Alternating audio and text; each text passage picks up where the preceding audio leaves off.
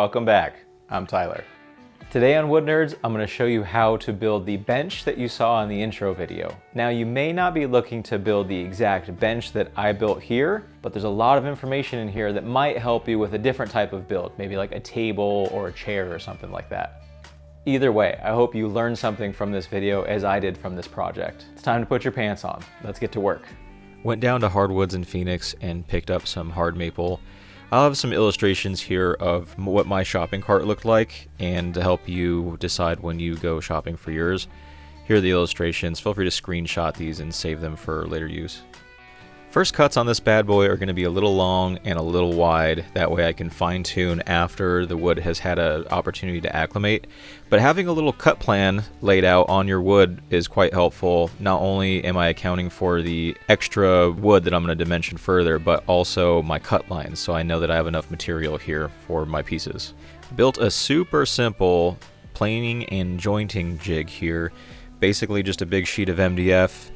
Wide enough to support the pieces that I'm going to put on, and then screwed in a little piece of T-track for some clamps. But I take my big rough cut lumber, hot glue it down, support it with some shims so it doesn't bend, and then you know what it is, whip out the yellow demon.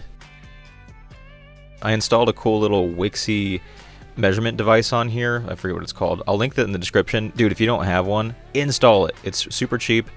And it gives you really accurate readouts for how thick you're dimensioning your lumber. With one side done, pop it off the sled, flip it over, run it through the planer. Standard procedure, get those coplanar sides. This glue line rip blade, the 30 tooth from Fruit, is legit, dude. It eats right through this hard maple, no problem. But this is how we're going to set it up on the sled for the jointing portion.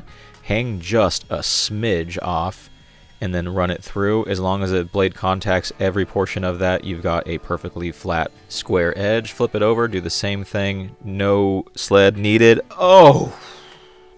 That's what it's all about, dude. That is it. My wife wouldn't understand, but I think you do.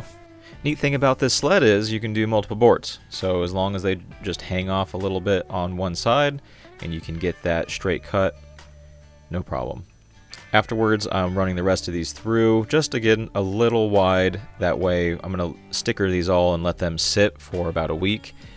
And I know that there's not going to be much wood movement after that. So here they are. Everything is in place. Just going to let these rest for about a week. And you'll notice I've got much more components than needed for one bench. I was planning on building two. Didn't end up doing that. But you know, just so there's no confusion here, that's many more components than you're going to end up with. Wasn't much movement, so I finished the dimensioning of the lumber after the week. Took them over to the DWS 780 miter saw, and it did a great job. I used a stop block here to make repeatable cuts, and you'll see in a moment how exact and great everything turned out. Hey, sorry to interrupt. I hope you're enjoying the video. I just wanted to take a break here and remind you that you probably don't have a beer in your hand and you should get one. So while I chug this beer, feel free to subscribe, like, and then leave a comment and tell me what you like about this video. If you don't like something about the video, feel free to leave that down there as well. Cheers.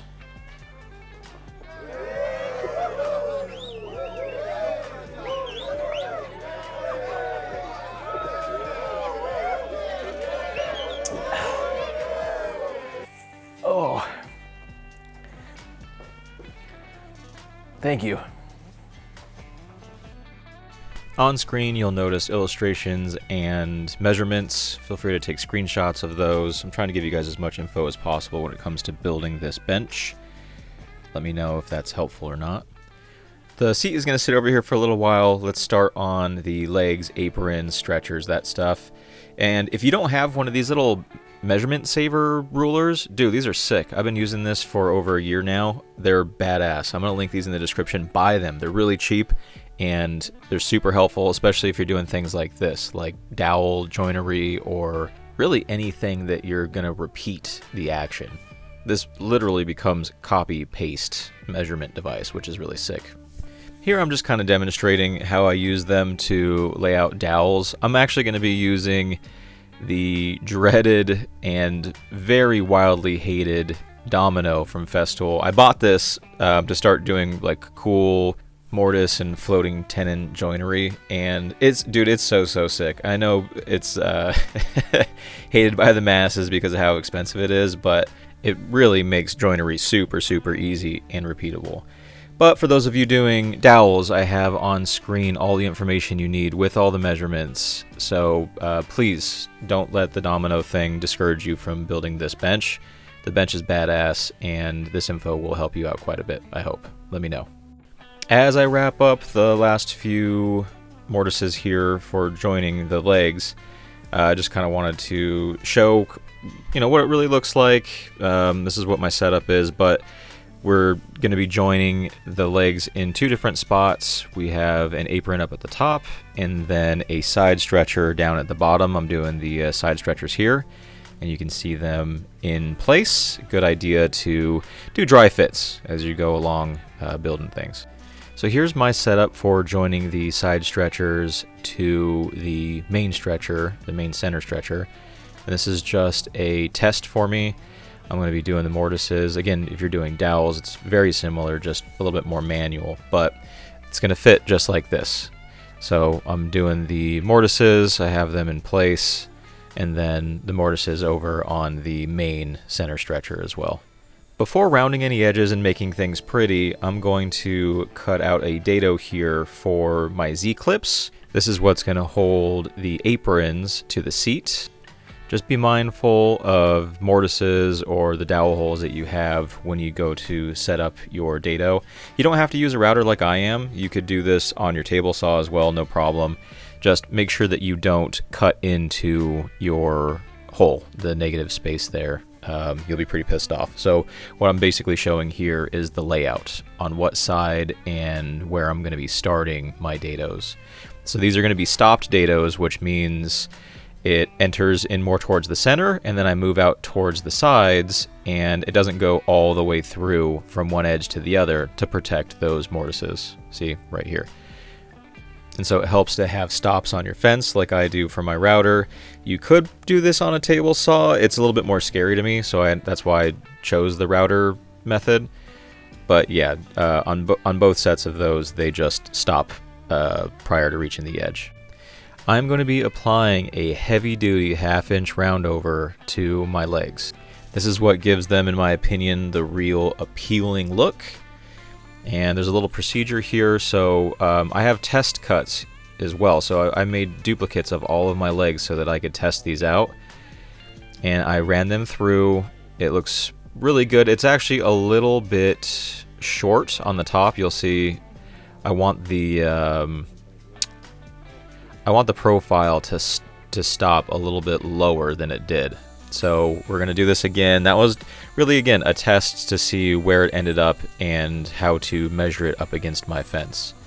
But after doing one pass, one direction, to get the final profile that you want, like if you see here, it's got kind of an ugly edge if you only go in one direction. But if you flip it around and you go the other direction as well, a climb cut, just for that little edge where you stop, it turned out looking really nice and clean. And I'm going to shave that down with some sandpaper, and it'll look, the transition is going to be beautiful afterwards. So let me run this back the opposite direction just to kiss that little edge there, and as you can see, it's beautiful, man. That turned out really cool.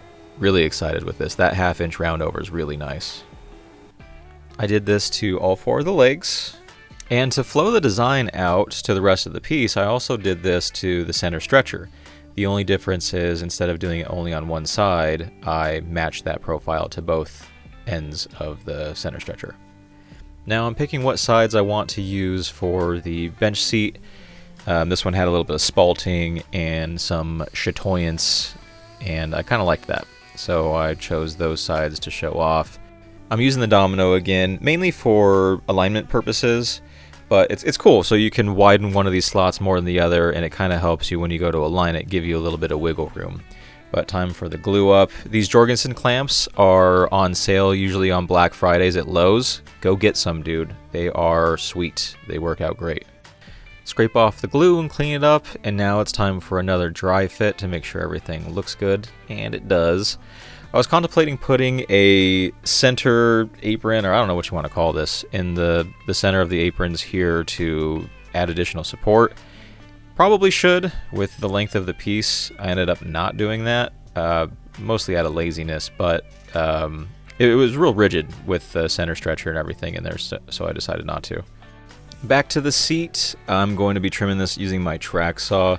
It's probably the safest way to do it. My miter saw might be able to make that cut, but not as clean as this track saw does.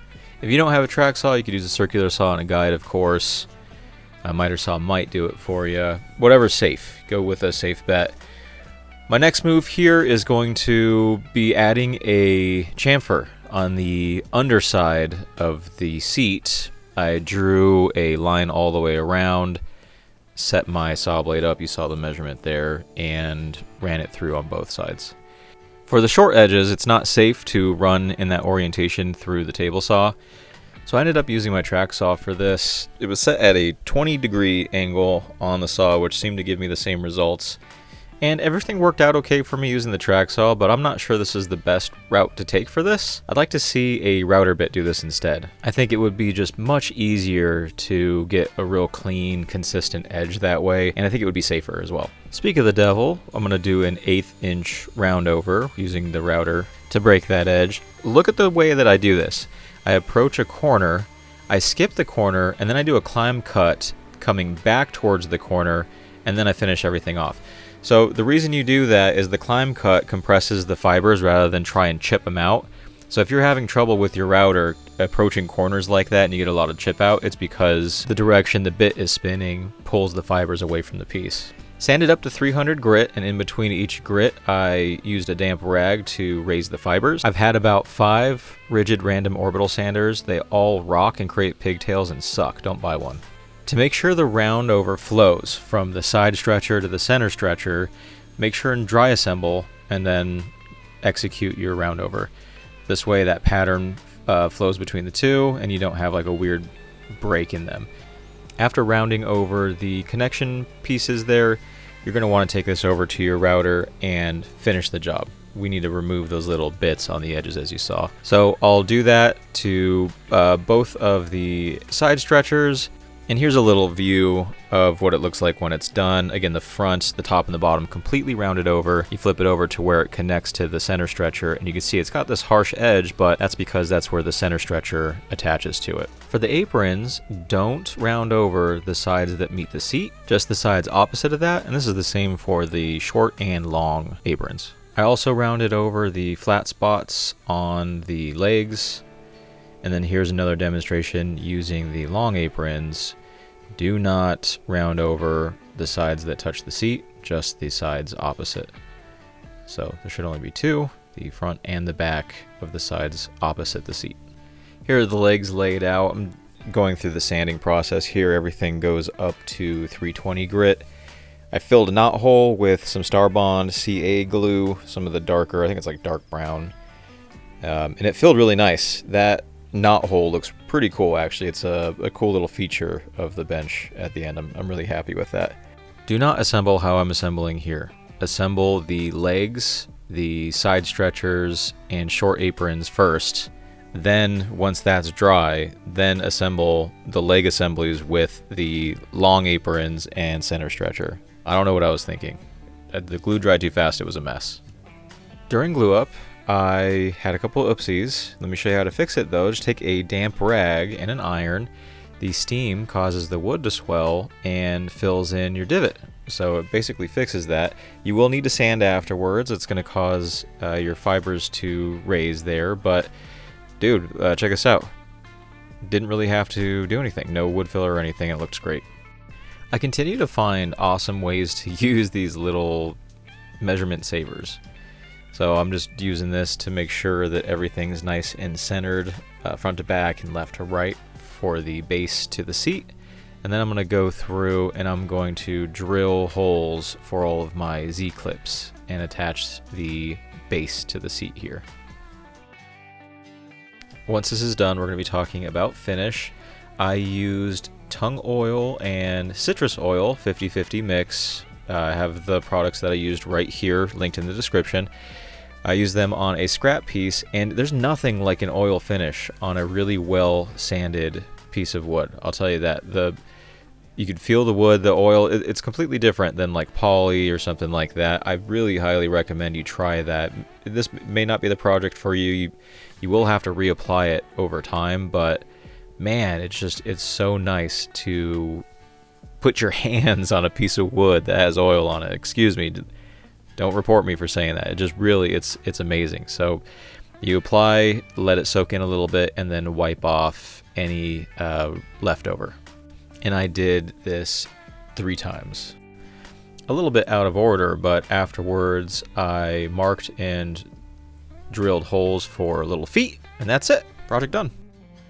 There you go. Really wasn't that hard. A little bit of extra effort up front to mill that rough lumber down, but how rewarding was it to take something kind of rough and nasty and turn it into something so great. I built this as an entryway bench, so when you come in or before you leave, you can sit down and put your shoes on or take them off. We've had it in the house for over a year now and it's doing great. Thanks again for hanging out and building with me today. I hope you learned something from this video. I'll see you next time.